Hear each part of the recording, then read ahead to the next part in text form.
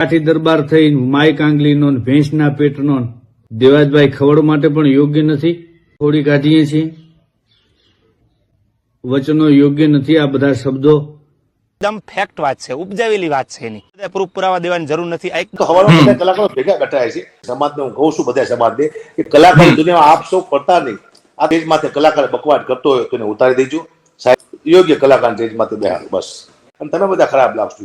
અને બની શકે તો આટલો મેસેજ સમાજને આપો છું. આપ સમાજ આની નોંધ લેજો. સાહિત્ય કરવા હોય તો સાહિત્ય બોલો, ગાવા હોય તો ગાવાનું કરો, હાસ્ય તો હાસ્યનું કરો. તમે પર્સનલ વાતો તમારે ના કરશો. એવું બધું મોરે મોરા ભડકાડ દો, મોરા પડી જાઓ. મોરા ભડકાડો નથી.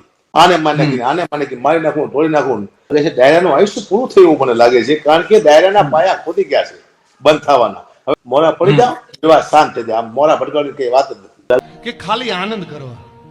માત્ર ને માત્ર જે કાંઈ આપણે બોલ્યા છે એ માતાજીને કાં તો રાજી કરવા, એની ચેતનાને આપણે એની ચેતના પાસેથી આશીર્વાદ મેળવા.